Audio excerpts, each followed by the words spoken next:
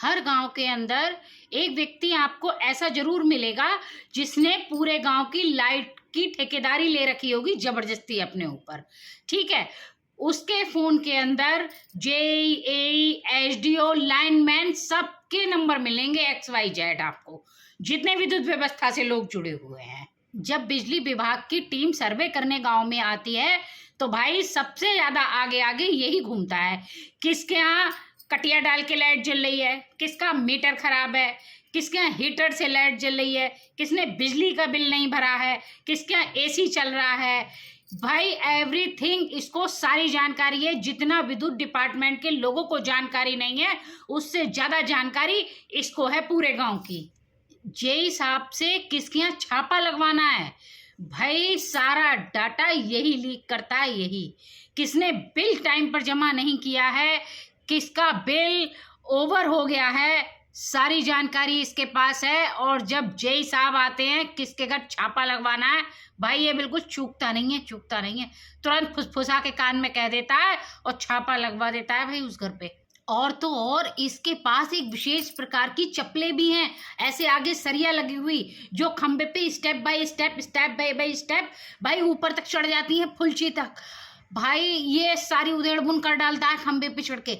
और तो और भाई सच्चाई यही है कि मैं आपको यही बताऊंगी, भाई ये ना हो तो पूरे गांव में अंधेरा हो जाए। है वैसे काम का आदमी ये। अगर गांव की लाइट खराब हो जाए और ट्रांसफार्मर फूक जाए तो भाई पूरा गांव इसके घर पे चक्कर लगा लगा के भाई चप्पलें तोड़ देता है और पूरा गांव अंधेरे में होता है। और सारे गांव इसको याद कर रहे होते हैं कि भैया वो गए कहाँ कि गए कहाँ। भाई जब गांव की लाइट खराब होती है और जब ये वापस लौट के आता है तो सारा गांव इसके पीछे पीछे घूमता है और इससे रिक्वेस्ट करता है, भैया कैसे भी करके लाइट सही कर लो। भाई तो ये एक काम करता है, ये पूरे गांव में नया ट्रांसफर लगवाने के लिए चंदा इकट्ठा करता घूम रहा है पूरे गांव में। और चंदा इकट्ठा करके भाई नया ट्रांसफार्मर ला रहा है और ट्रांसफार्मर को लगवा रहा है।